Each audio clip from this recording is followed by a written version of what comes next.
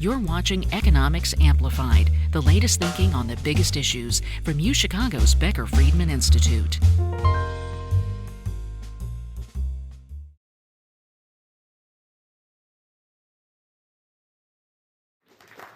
Okay.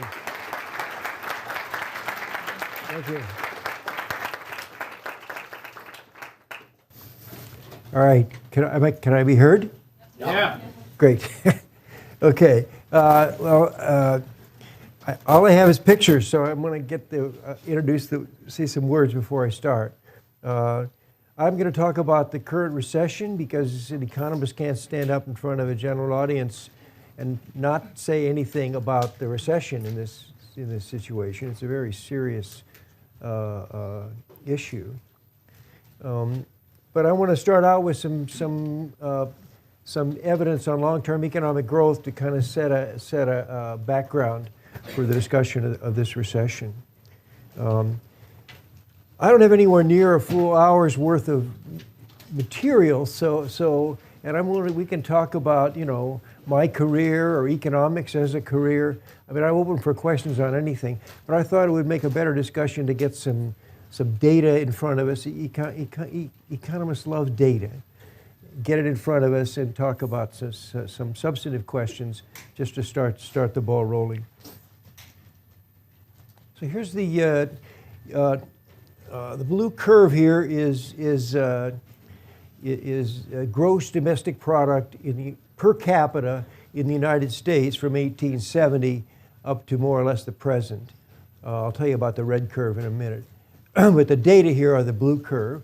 These data are taken, I'll tell you my sources, from a worldwide data set that the economic historian Angus Madison put together. And it's great for comparing across countries, which I'm going to do in a minute. And it also goes back, a long ways. It goes back to 1 AD, but by the time you get back to 1 AD, the data on GDP is kind of weak. And the data on the United States economy, obviously, it doesn't exist. If you're interested in this data, email me and I'll give you a return, just saying Madison, and I'll give you an Excel file that's got all this stuff. It's really nice and got population as well. Okay, so look, here's the U.S. economy. And the average growth rate I broke up into periods, but what you want to think about is per capita income, that is to say living standards, grows at about 2% a year in the United States. And this red curve is kind of what you get. It looks like a pure exponential curve, but you'll see in a minute that it really isn't quite. It's just basically smoothing out the bumps in the data. It's removing business cycle or short-term fluctuations of any kind. And if you're focusing on economic growth, that's one of the things you want to do. These are natural units, so this is 2,500 current dollars. So that means the typical person in 1870 in the United States had production per person was about $2,500. So the family of four would be $10,000 in current dollars. Of course, much less. Prices were much different back then. And the thing is growing. 2% growth means you're doubling every 35 years. So you figure it out. Some 8 or 10 on that order. We multiplied this income up. And by now it's up to, I stop at about 2008 on this picture. At that point we're about $34,000 per person in the United States. So the family of four is now 120,000 or something. Now this is not take-home pay. This is total production. So everything is in here. What the government spends, what businesses spend on investment, what households spend on consumption, it's all in there. But maybe 50, 60% of it is going to be in consumption in individual households. So this is a pretty good measure of the rate of growth of living standards in the U.S. economy. It's a pretty nice picture. I'm I'm going to switch to a picture that for my purposes is a little bit different, a little bit more convenient. And here I've just taken the log of per capita income, just taking the logs of on the vertical axis. So now you have to be able to know what the anti-log of 7.6, you can't pick out you have to think about it to get the dollars back. But it shows in logs a perfectly constant growth rate would give us a straight line. And this thing oscillates a little bit. There were periods of slightly faster than 2% growth, slightly larger than 2% growth. But you can see how this constant growth rate is kind of revealed in this. And the hash marks here are 50%. I'll use those 50% difference. So in terms of percentage differences, logs are the way to go. Well, it's a pretty nice picture. It's not uniformly happy. I mean, here's the crash of the 1930s, and you can see it's just completely singular, and there's been nothing like it before or since. And it lasts for a long time. So we're below this red line, which I'm taking as kind of the norm until the 1940s, until Pearl Harbor, really. And then the U.S. started mobilizing for World War II, and then you get this huge spike, which I think is 1943. And then, what do you know? The system comes back to the same old trend line. So you get, even when you have large displacements from this trend line, there's obviously a force pulling us back to it.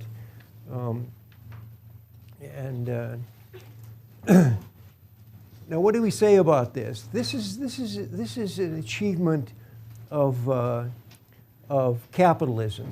Whether you like it or you hate it, you got to respect it. And there wasn't any 5-year plans in this picture. There's no stimulus packages. No, that whole idea of a stimulus package didn't even enter our vocabulary until about here. Government plays a role, but it's a background role for most of this history. You got a stable government, which is we got a good government as governments go, and property rights are protected and individual rights are protected. And we've also got a tradition of schooling, which goes way back into the 19th century, and I think has played a huge role in that. So, it's not a free market achievement 100%. It's a free market supported by some important government policies that have remained, we can count on them. Now, the Depression was a big blow to that vision, and a lot of people were thinking maybe this growth is over. Maybe it was just a transient boom. That was kind of the Marxist view. It was not a silly idea, because until the 19th century, economic growth, per capita growth, stimulated larger population growth and tended to drive the living standards back to their original level. So when this huge, and this is a worldwide thing, hit, a lot of people thought it's over. And what got us out of this recession was a massive government intervention. I mean, mainly it was an intervention by the governments of Germany and Japan, but our government responded and just started mobilizing for the war, shipping people off in the military, equipping the military with factories where car factories turned into airplane factories, and just the whole economy was drawn into it. My dad was unemployed, and his business had gone broke during this downturn, and he had pretty much trouble finding a job. This was not a great time to find a job. And then when the war came, we moved to Seattle, and so he got a job in the shipyards. So that was, and there were millions of people going through that kind of experience. So that's where this idea of a stimulus package get its. Keynes started talking about those issues in the 30s, and then And then when this recovery hit, a lot of people thought Keynes was right. Just get the government to buy up enough stuff, and you're going to move the system back to prosperity. So we'll come back to that when we get into talking about current recessions. If you want me to, I'm sure I'm forgetting important things to say. So if you notice something missing, please raise your hand. But the next thing I wanted to talk about is other countries, because this is not a U.S., this is not an American thing. If you had to really pinpoint where the Industrial Revolution started, most people would talk about the UK and maybe the U.S. As a kind of outpost of British culture. You know, maybe we free rode off the UK. In any event, I plotted the two together on this graph, and you can see that back in the start of it, the UK was quite a bit richer in terms of per capita income, and then they kind of took turns. You know, we're basically the same world, same economy. Lots of interaction with each other. Ideas from one country quickly got to the other one. The cultural backgrounds are quite similar. And I'm going to say the same thing about, I'm not going to put it on the graph, but you know, Canada, Australia, the other parts of the British-dominated world. Now we'll come back to this too. After World War II, there was about a 40% income gap, GDP per person gap, between the US and the UK. So this equality that had characterized it vanished. And now both countries are growing at the same rate. You can see the slope of those curves. They're like parallel lines. They're both about 2% a year growth economies. But there's about Americans produce about 40% more goods and services than their English counterparts do. And I'll come back to that. I'm just going to add in some more pictures. So the US and the UK are both on this. Well, I changed the colors. I really am sorry about that. But you know, here's the UK. They're purple, and here's the US, which is sort of some kind of, I don't know, gray or something. And then I added in France, Germany, Canada, Italy, Spain, and Japan. And I just want to talk about this because there's so much history. The whole 20th century among the wealthy countries, the now wealthy countries, is pretty much on this graph. So I like it. Now, if I put in, you know, Sweden and Belgium, they'd fit right in. It's just a question of how many curves you can put on a single graph without it becoming unreadable. The most exciting country, besides from the leaders, is Japan.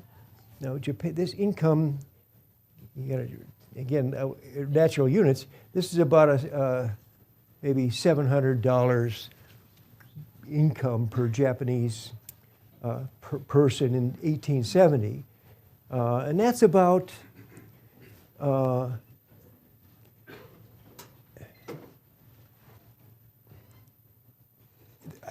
don't quite know anything by subsistence income, but you can't keep a society going with much less than that, maybe $500. And Japan at this point was not exceptional within Asia.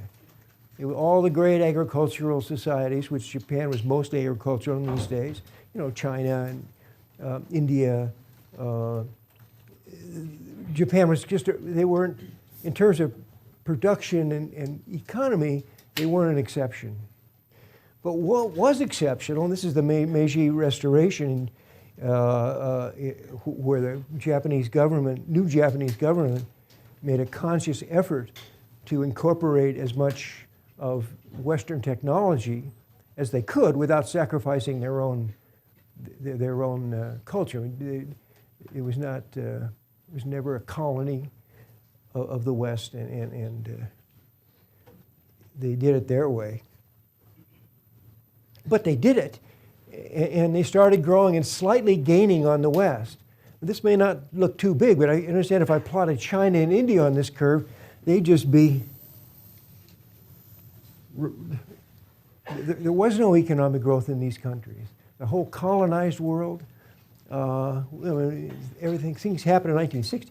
The whole colonized world was basically a world of constant living standards for the average working guy in China, Indonesia, these countries, and so Japan is exceptional because of this, because it's the only non-European country on the picture, and there's no other ones I could have put on the picture that would work. I mean, as soon as I get in this vein, I want to talk about the rest of the world, which is my main interest right now. But here I'm talking about, I'm setting up background for talking about the U.S. recession. So I'm really going to be talking entirely about the rich in the world. And here we have Spain, Italy. Southern Europe was also way poorer than the North. That's why Max Weber got to thinking about the Protestant ethic. But if he'd waited for another 100 years, he would have seen some Catholics who were having a pretty good ethic, and then he would have seen some pictures who aren't Christians at all, who were doing, So it turns out that this I call this the West, but there's nothing. Westerners don't have any more access to whatever it is that, or abilities to whatever it is that leads to economic growth than the rest of the world does. It's a game that anybody can play. And culture, as long as culture doesn't interfere with orderly government and a certain amount of freedom, doesn't seem to be central. And most economists, I think we're kind of alone among our fellow social scientists on this issue, but I think we're right. Now, there's a lot of parallelism, except for Japan, which is gaining. There's the catch-up growth, the gaining of the relatively poor to the relatively rich. You can see a little bit of it, especially up before World War I. And then after World War I, Europe fell into a sort of beggar thy neighbor, high tariffs, we'll look out for ourselves. That was a big factor in the United States. After World War I, it was a big factor in a lot of the European countries. And then the catch-up growth just fell apart. There wasn't any real gaining of the poorer countries on the richer countries.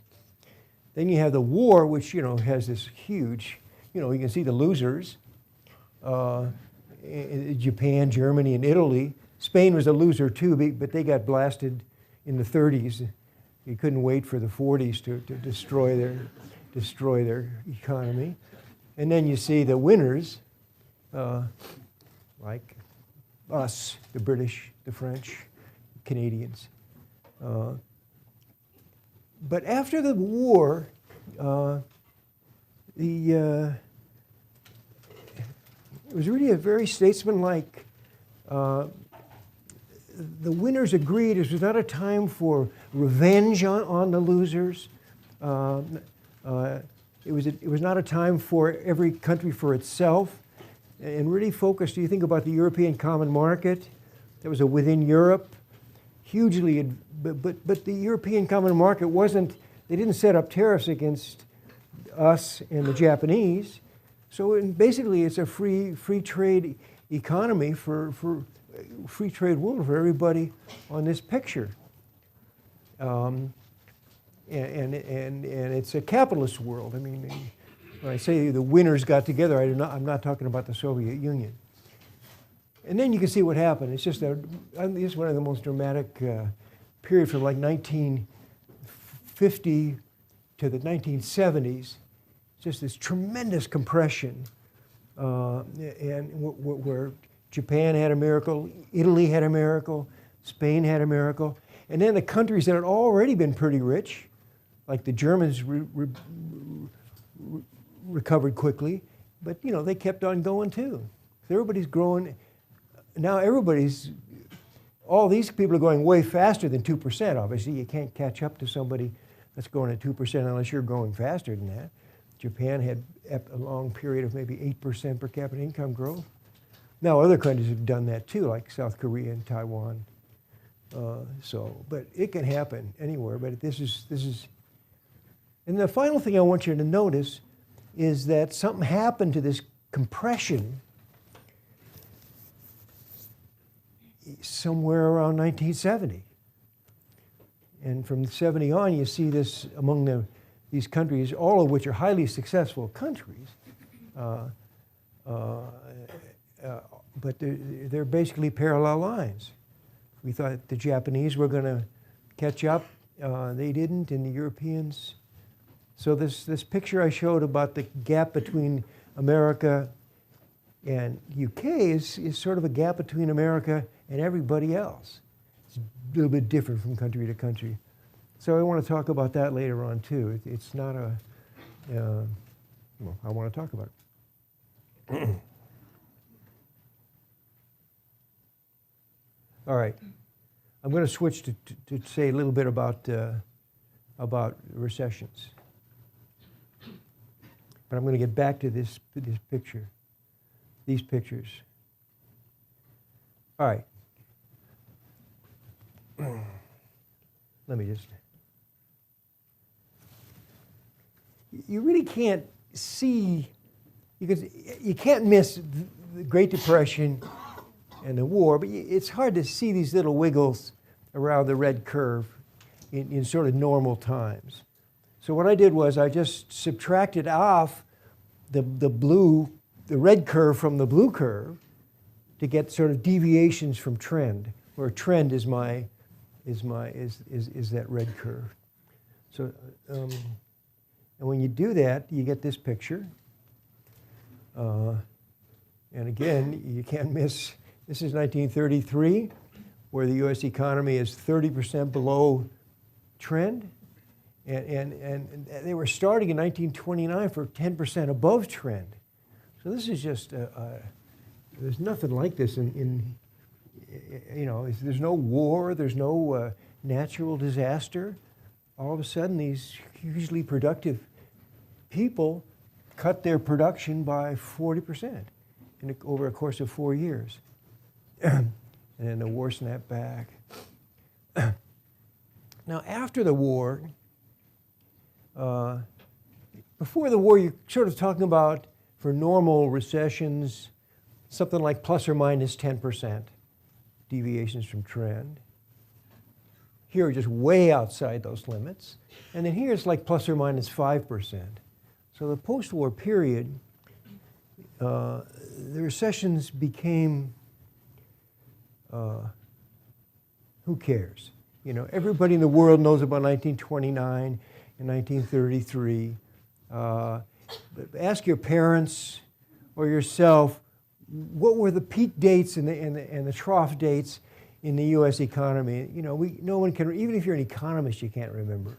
You know, it's just little wiggles that go on, and the dominant factor is this sustained 2% growth rate. And then you get to here. So this, I'm cutting this off in 2008, so I'm going to have to show you some pictures more recently.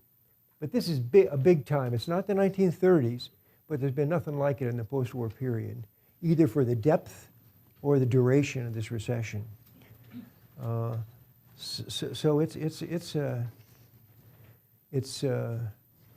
it first started, people were kind of, oh, it's just another little wiggle in the post-war period. Don't worry about it. Let the finance guys worry about it. But now we know that it's an important event, and you know, it's urgent to find out what happened and what can be done about it. All right, so here is, I wanted to move to quarterly data. So I'm not using Madison's data anymore. I'm using Bureau of Economic Analysis, official U.S. government statistics. I'm still plotting. The dots are GDP. In this case, total GDP, not per capita. Total GDP grows at about 3% in the States and 2% per capita, because 1% immigration makes the difference. Or population growth from whatever source. No. Yeah. And I drew the red curve, but I didn't let, in the early part, the red curve kind of got pulled down by a long stretch of it was rigged to sort of meet up with the dots here. Here I've just fit the curve to these periods and just, so I've got a 2.9% growth rate just projected. Thinking if this is like any other post-war recession, we got forces pulling us back to the trend line. I mean, the first time I gave this talk was in the fall of 2009, so I didn't know when all this other stuff was happening, and then I just keep updating the data, and it's just there is nothing like it in the post-war period. This is I'll show you some comparisons, and maybe I'll do that now. But so again, the hash mark's about 50%.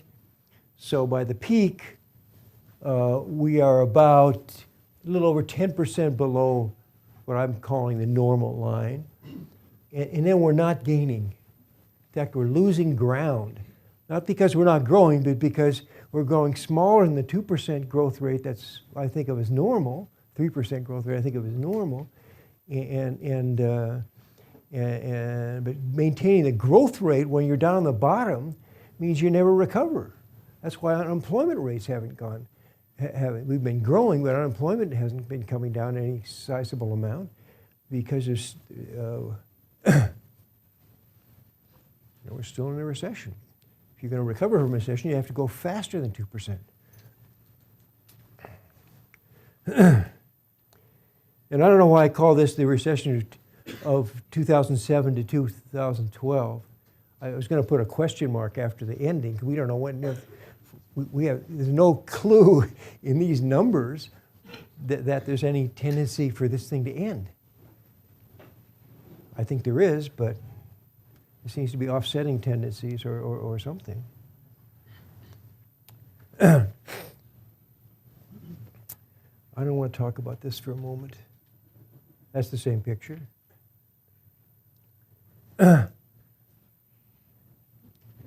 Here's some other pictures. You can get this. This is from something called the Cooley-Rupert snapshot. So you can get, if you write down Cooley-Rupert, these guys are two good economists. You can get this. You can get these pictures and many more. And what does the snapshot do? I think it's a nice way. I like my way. There's no normal here. What these guys are doing is taking each of 5 recent recessions, 73, 81, 90, 2001, and the current event, okay? And they're calling it the zero is the GDP that you were at when people officials decided that this was the peak. That was, and then a downturn followed that thing. Now you can see it's a little bit like why isn't this the peak, the beginning of the recession, rather than this one? So maybe you want to shift some of these curves. These datings of recessions is very, very arbitrary stuff. So you might want to slide the curves back and forth. But anyway, the blue one is our recession. We're falling in 6 quarters, maybe, so surely be 4 quarters or 3. We're falling 5% below the previous peak.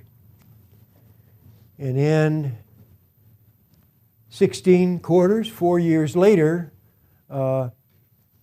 we're attaining the original, the 2006 level.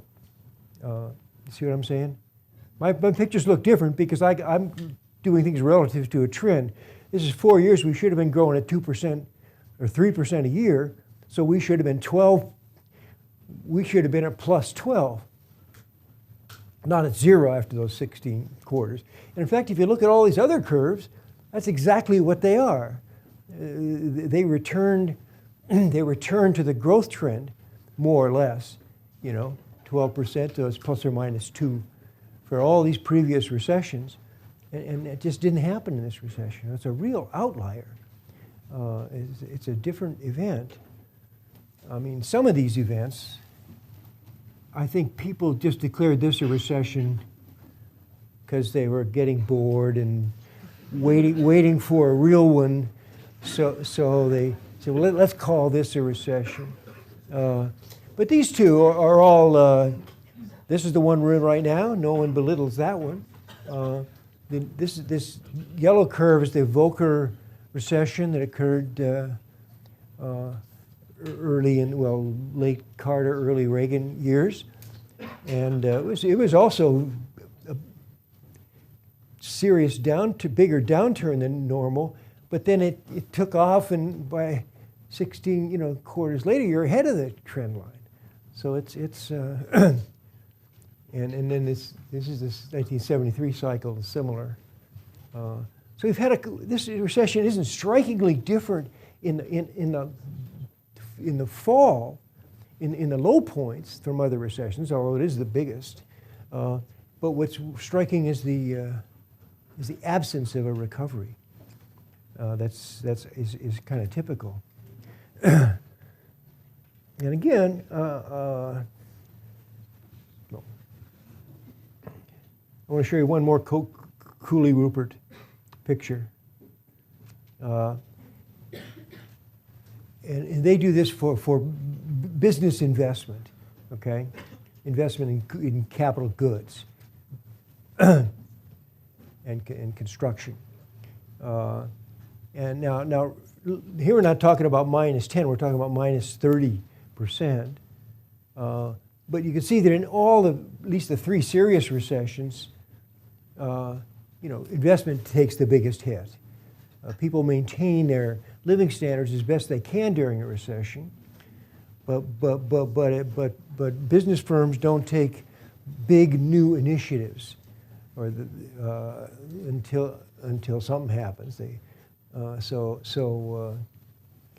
the recession and the investment spending in our recession, it's really low. And 4 years later, we're still like 15, 16% below, not the trend line now, but where we started back in 2006. So it's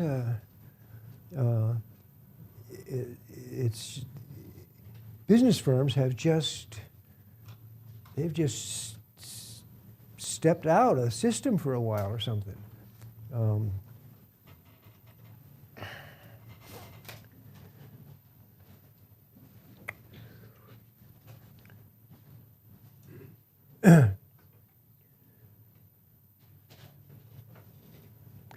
We could talk about, but maybe I'll wait and see what the questions are.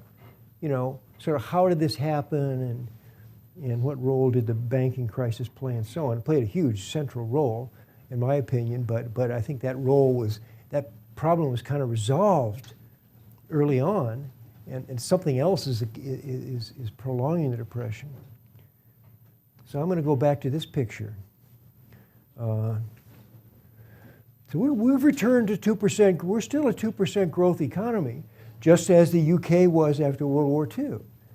So the differences between successful and unsuccessful among the rich countries isn't differences in growth rates.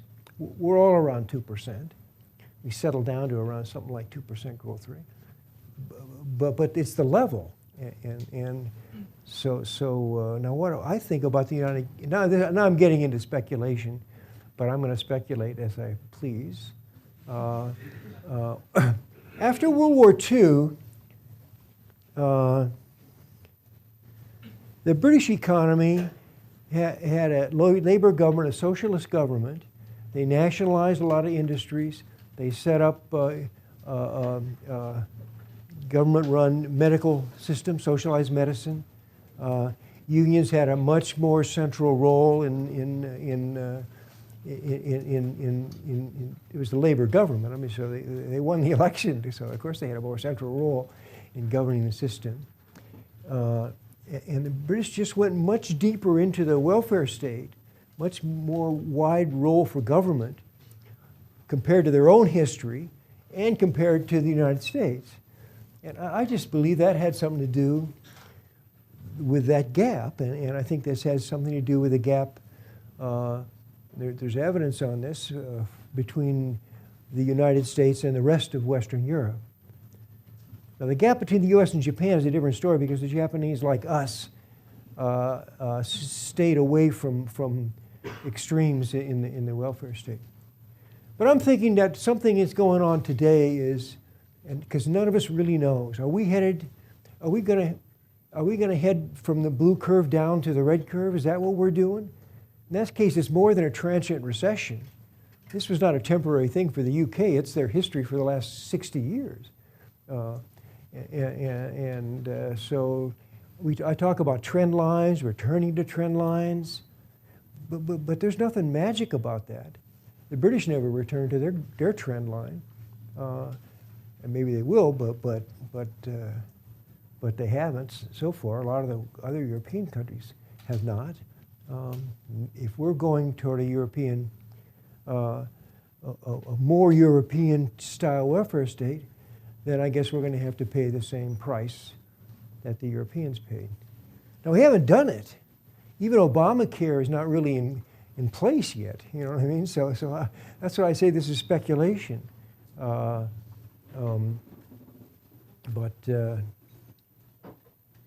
these business firms are worried about the future. They're worried about the future taxes they're going to pay, how much of the medical bill they're going to have to shell out for, because everybody knows that the numbers don't add up for this, for Obamacare.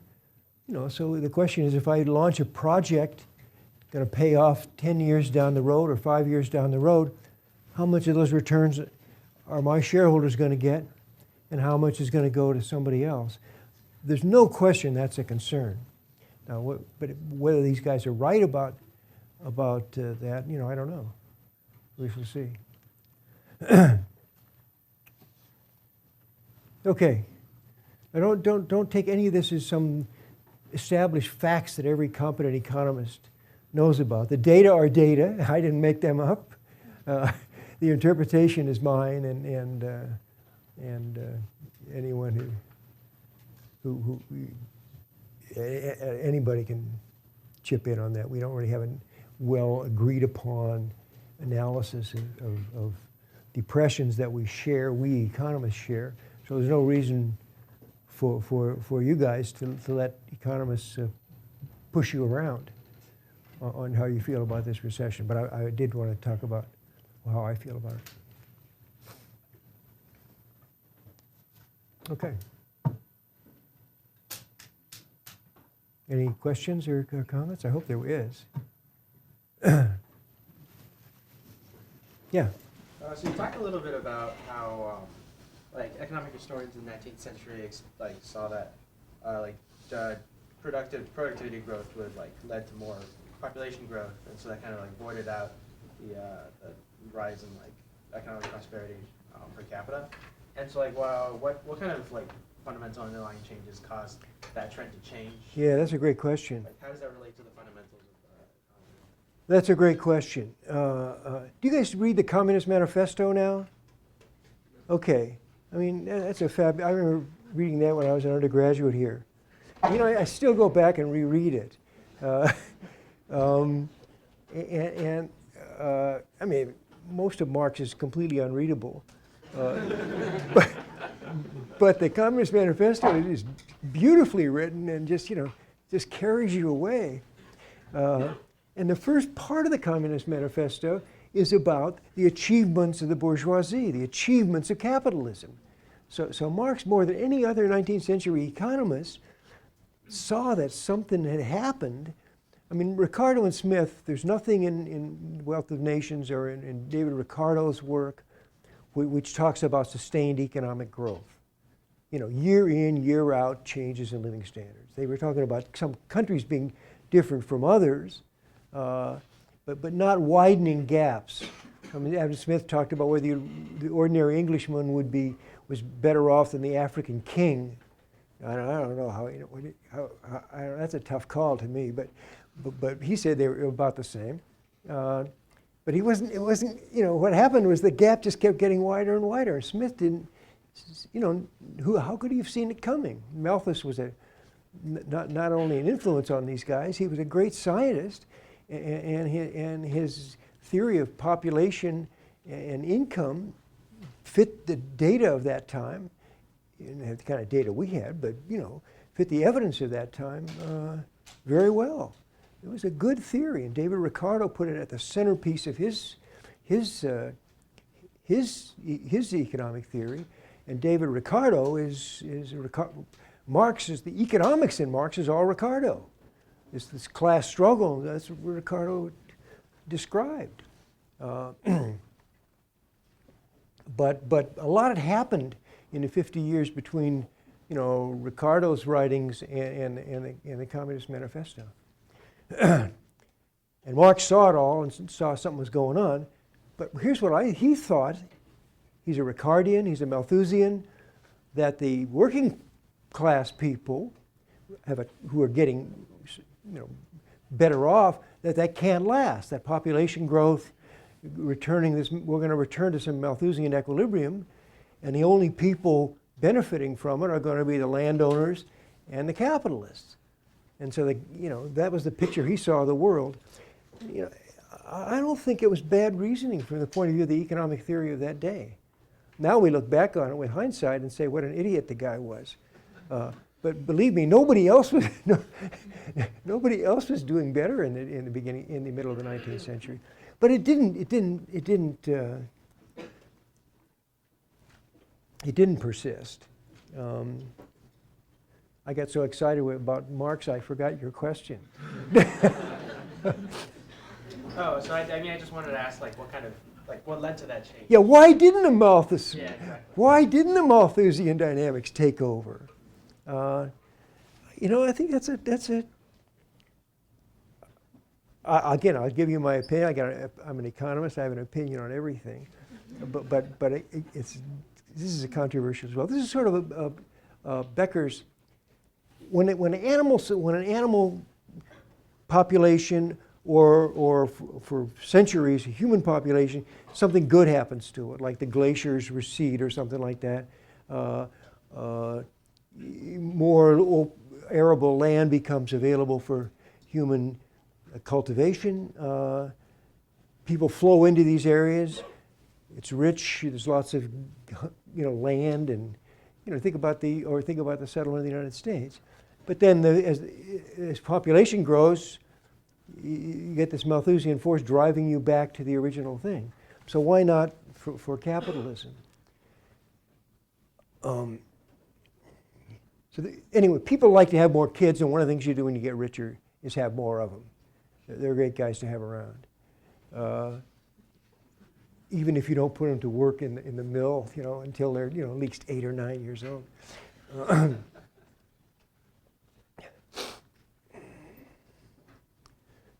So there's got to be some other factor offsetting this for the Industrial Revolution to take place. So the idea is that the bourgeois society you can enter it if you're smart, if you get educated. You can't enter the landowning class by being smart or well-schooled, okay? The landowners own it. There's only so much land, and either you're one of the owners or you're not. That's the class conflict that Ricardo analyzed. But this conflict between the bourgeoisie and the proletariat is not of that character. There's at least the potential for moving, and now that puts a family decision. A family has got some choices to make now. You can either have lots of kids, or you can have fewer kids and invest more in each child, more schooling, more parental concern and so on. Gary Becker called this the sort of quality-quantity trade-off. You got to have a second dimension to child planning. In addition, if you just say, I got more income, I'll have more kids, then you're in Malthus's world. But if you say, well, now I've got some options that my grandparents didn't have of educating my children and moving them up the ladder from where I am, if that factor is added in there, then you can get, and that, I think that had to be, I think it's this quality trade-off, this decision people made to invest more per child and not just have more children is an essential part of transitions from a traditional agricultural society and a modern society or successful society.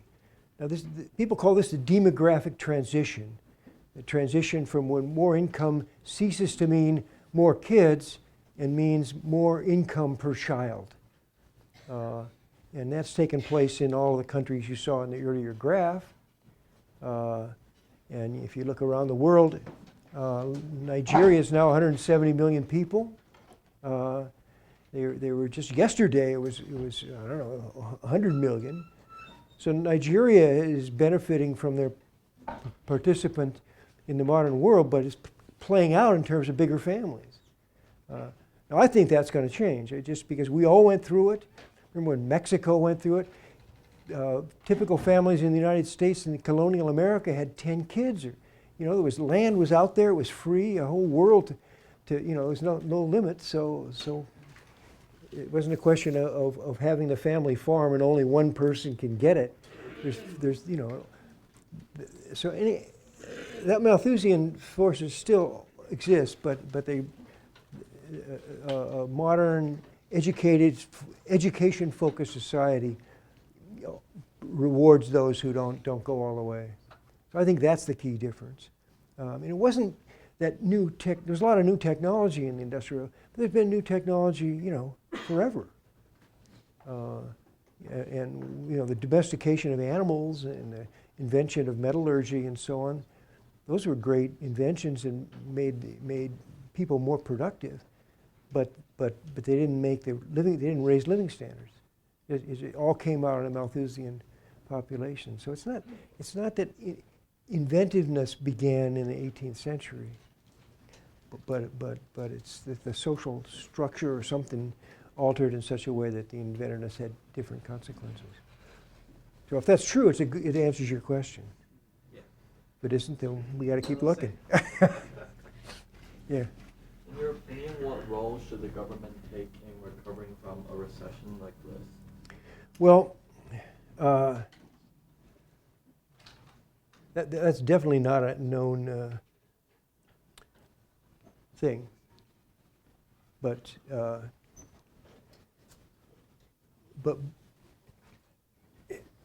up until this point, this is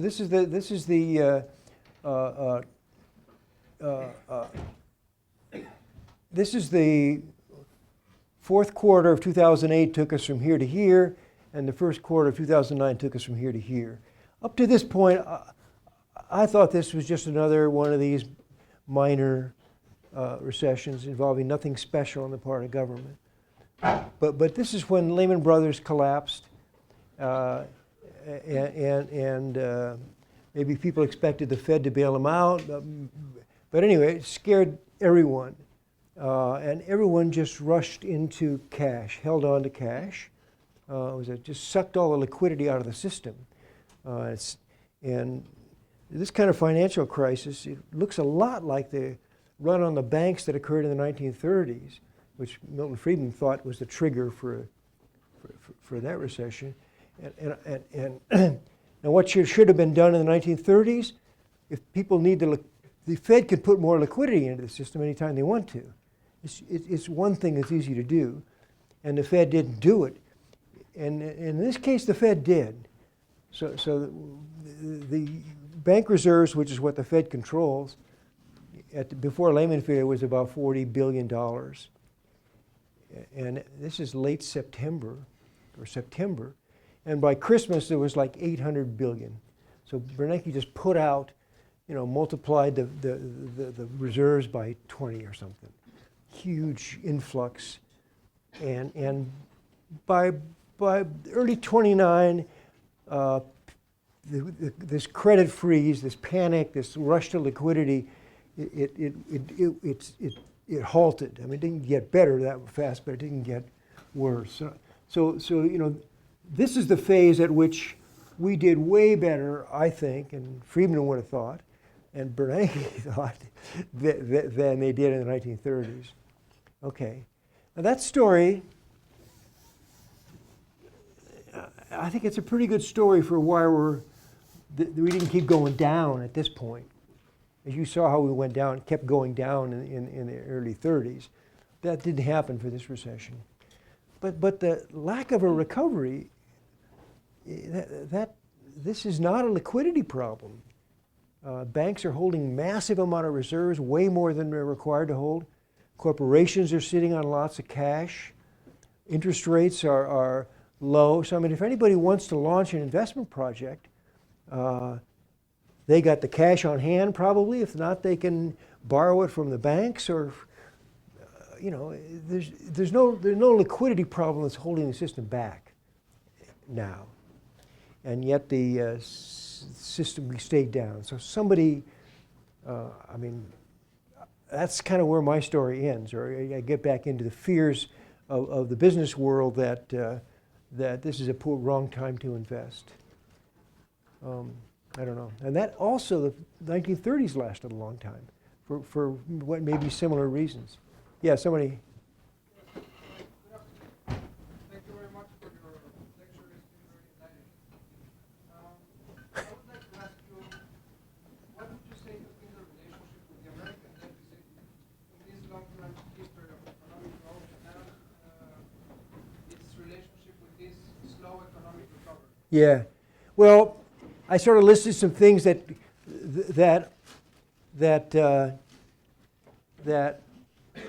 people are concerned about that are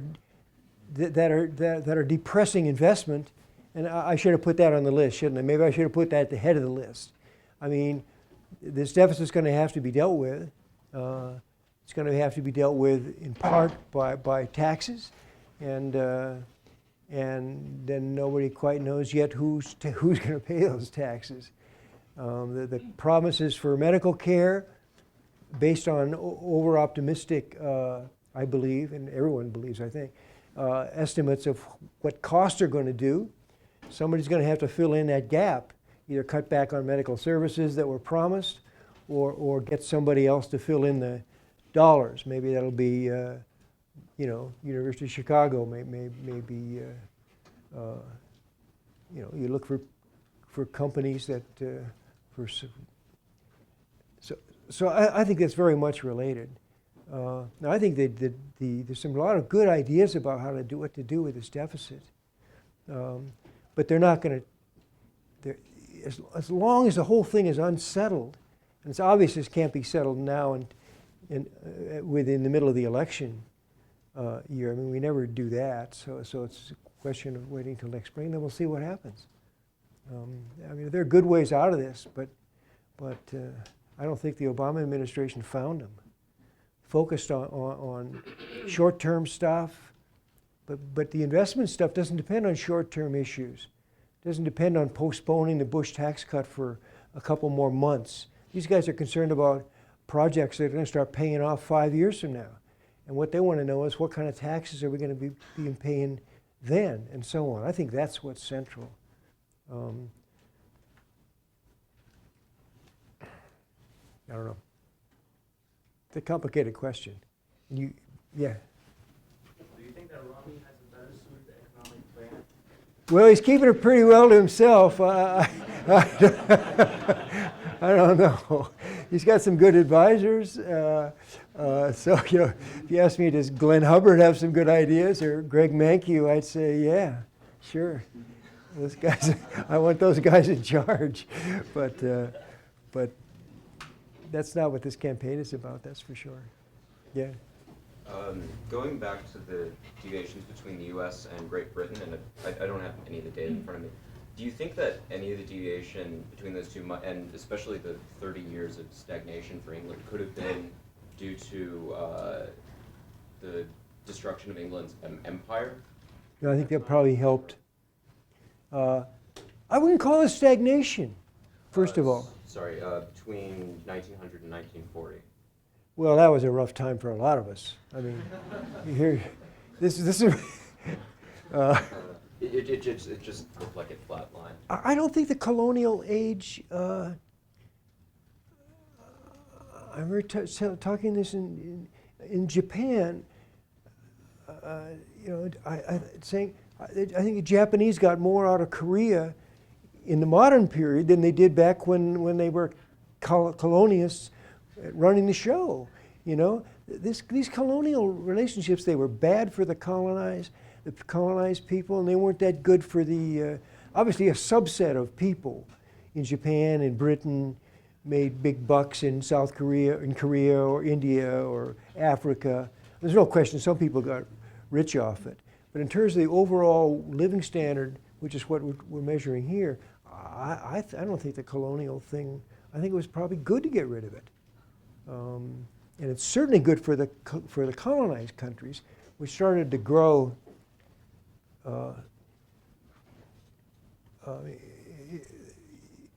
Everyone focuses on the disappointments in growth in Africa and South Asia, and you know they could have done better, but it's they're better off now than they were in the colonial age. I think it'd be hard to find a country in the world that couldn't say that. So, yeah. How intertwined are we now with what's going on in Europe, the European crises? Beats me. I don't know. You should have asked Sargent when he gave his gave his Freedom Forum. He had nice analogies between the British now and the U.S. back when we were the Articles of Confederation.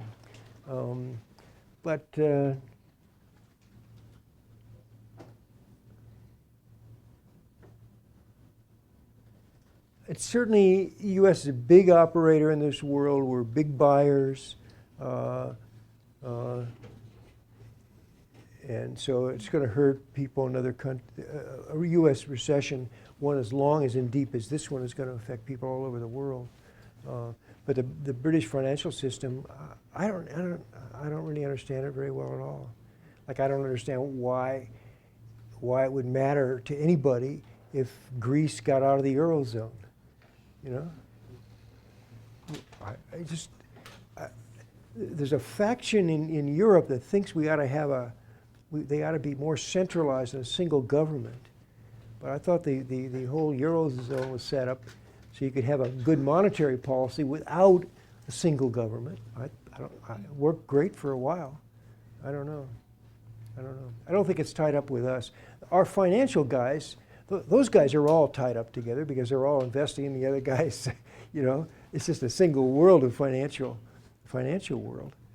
But in terms of U.S. GDP, I don't know. I think it's a second order thing.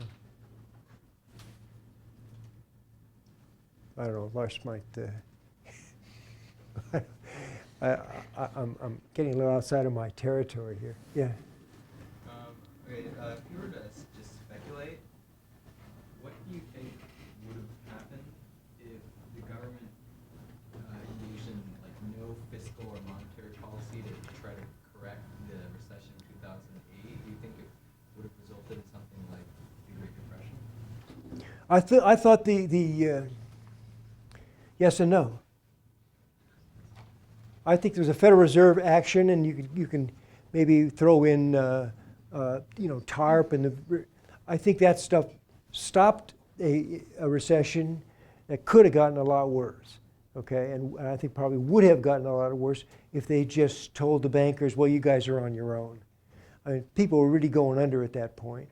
I think there were things the Fed could have done better before Lehman Brothers failed, but whatever it was, once it failed, it was clear things were really turning in a bad way, and there wasn't a financial institution in the country that wasn't threatened, and it would have been a bad thing. And in the 30s, they let it, the Fed just sat by and said it's not our problem. And in the present situation, the Fed stepped up to the plate. Now, the fiscal issues, there's no evidence anywhere that the stimulus package had any constructive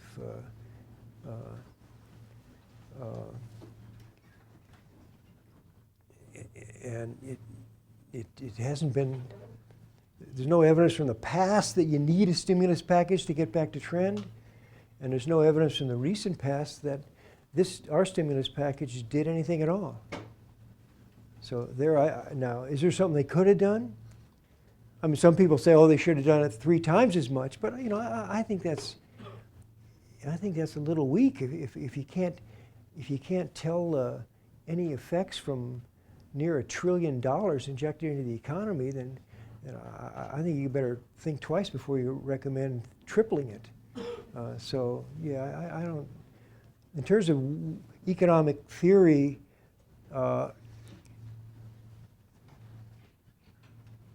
most people I know or read were not optimistic about the stimulus. This is just after the fact stuff. A lot of people signed petitions and so on, economists, or wrote editorials saying it was a bad idea. Well, I didn't do that. I wasn't sure whether it was a good idea or a bad one. But with hindsight, which is not what I'm talking about now, you know, it was the guys who signed those petitions were on the right side of that issue, I think. Yeah. Do you think the stimulus might actually have been destructive for long-term growth? Well, you know, it's tied up with his question about the deficit. It certainly enlarged the deficit. The deficit's got to be dealt with sooner or later, and that obviously has connections with future taxes, and that has an effect on current decisions. So it's a reasonable argument. You had to spell it out quantitatively. That's, I don't know. I can't do that for you. You know.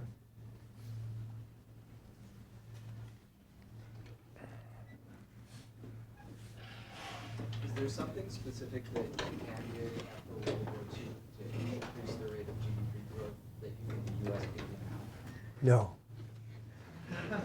Here's what Japan did, and I don't want us to do it too. So here's Japan plugging along, gaining on the thing, gaining up. Then they decide that they want to do things the European way and start colonizing their neighbors and eventually fighting this suicidal war. So that took them down to here, okay? Now, so and then they grew, as you see. Well, I guess we could do that. And if we did and then stopped it, you know. I feel the same way kind of about mainland China, you know. We hear the free Chinese in Taiwan and relatively free in Hong Kong, Singapore. Those guys, they took off soon after the war and got up to Western levels of income and so on. Meantime, the mainlanders kept their workforce locked up in some communist prison camp or something like that for decades, and while the rest of the world was growing like mad. So then they wised up and opened up, and they're having something like what the Japanese had here. But I think a part of it is that their bad policies drove them so far down that it was easy to snap back up. The rest of the world is getting more technology. You know, good things are happening to productivity of the world around. Once you open up and start catching hold of some of those new ideas, then you grow fast, way faster than 2%. We're talking about 8-10% growth like the Chinese are doing now. So it's a great thing that they're doing it. No, I'm not belittling at all. It's when so many people are getting opened up to productive, interesting lives, it's a great event. But it's not it's not something you want to imitate. Yeah. Where does wealth inequality fit into the slow recovery? That's a tough issue. It's nowhere in my slides, is it? there's a huge age effect in wealth, you know?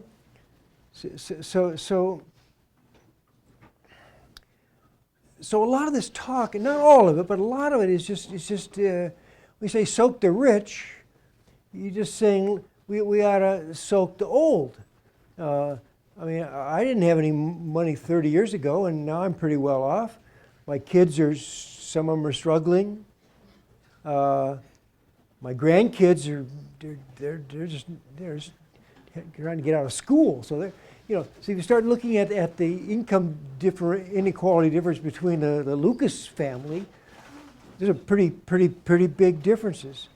Now, all of that is locked. So I think looking at wealth in some sense it's always more concentrated than income, because you start earning an income long before you build up savings, and so your wealth is small.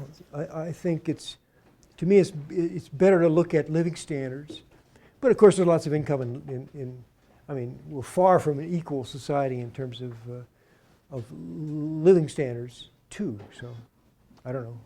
To me, that's the way things are. But What I meant more was if it's the wealthy who are not investing and should be investing, what role do you think that's playing if there is such a disparity? well, like I say, corporations, they're big. I mean, but I don't know what you mean by should be investing. If we want to speed up the recovery. What they want to do is make livings, is earn income for themselves and their shareholders, which seems to be right. I guess if they thought that it would be a lucrative thing for their company to invest, they do it. Do you want more from that? I don't know. I mean, they're already paying a lot of taxes, but they could pay more. But why should they?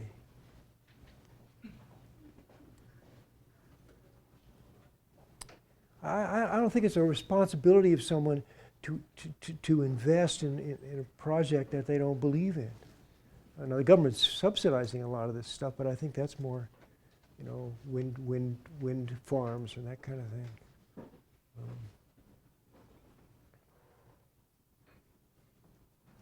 We have time for maybe one more question. At the beginning of the lecture, you said you'd comment on Keynesian economics more generally and how you feel that works in recovery. So do you have any thoughts on that? But what? Keynesian economics and how it works in recoveries and all that stuff? It's a relic now. It doesn't. The poster child for Keynesian economics, and I did talk about it, is this, and because the U.S. had been stuck until Pearl Harbor, the U.S. still had more than 10% unemployment. We're talking about a trough in 1933. Never got below. There's some recovery, but never got below 10% until the war, and then it just took off. And it was obvious the government. I mean, I'm not criticizing it, but the government played an enormous role in that. If you're going to fight a war, the government's got to do it. So natural question is, can't we find peacetime analogs to that, like Lyndon Johnson talking about the war on poverty? Why can't you marshal the same government forces to do something good and in the process stimulate the economy as a whole? That I thought was the promise of it. And I'm like I say, I didn't sign the petition against the stimulus. Maybe there's something to it, but it hasn't played a big role in the post-war recessions. The tax cuts in the Kennedy administration and the Reagan administration were not really designed.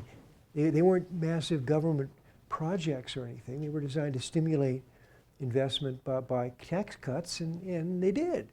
That's not a bad idea, but that's a long run, a longer run issue. So I don't know. The Keynesian theory is not.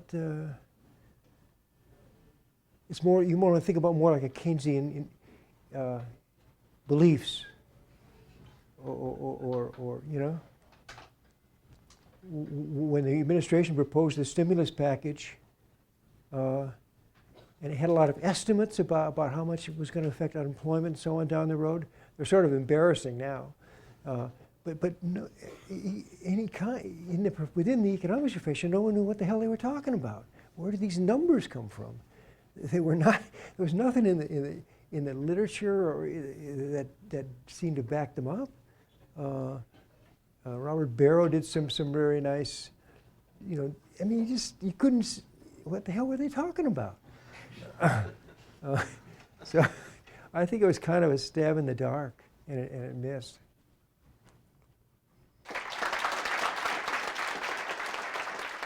All right.